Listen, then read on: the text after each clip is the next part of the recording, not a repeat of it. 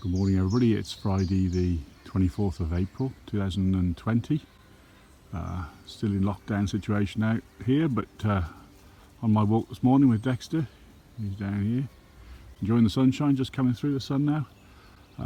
We're just in the field where we were last year in September for the HOPWALK. I don't, those of you who came out will remember this field with the old oast houses in the top there and the orchards down the side.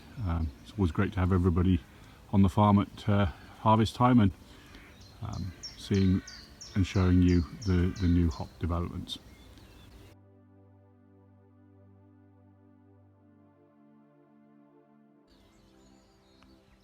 We've moved on to a hop yard now which is pretty much split 50-50, probably a bit more targeted here than Jester. You can see the Jester on the right hand side and the target on the left. And what's quite noticeable about the plants is the growth pattern and how quickly the target have come through. In fact, if you look at these target, they have been in the soil for over 15 years now, I think, and they've got a big solid root underneath, and they produce lots and lots of shoots every spring.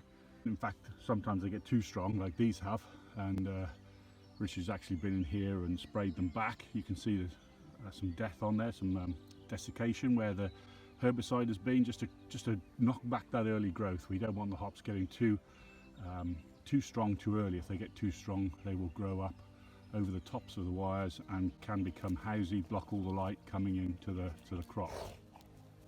Dexter checking it out as well here.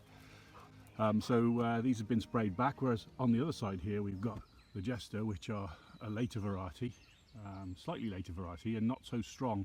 These plants have only been in, I think it's 2 or 3 years now, and so they haven't got the root development that the target have.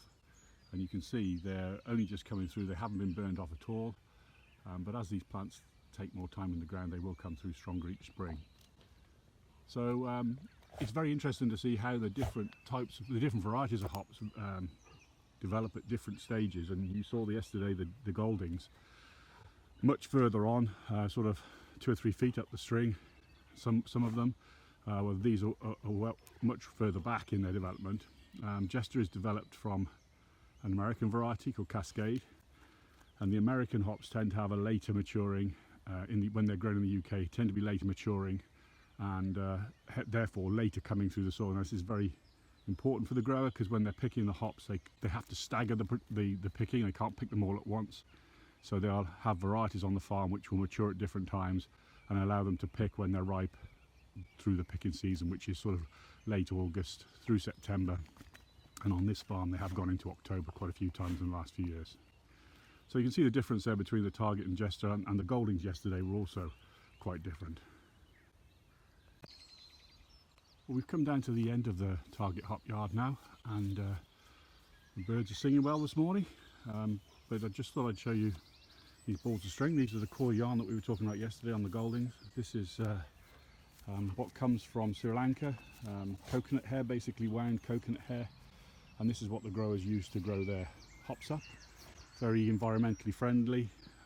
You can see, I hope you can see there without this going out of focus, the feathery bits that are coming off the yarn, which allow a good climbing frame, if you like, for the hops to grow up. There is a video from last year on the Hop and Dog blog which shows the stringing in action. I've not managed to catch it this year, I'm a little bit late, but if you want to have a check out, that's on, I think actually last year or 2 years ago, but there is a video on if you want to check that out.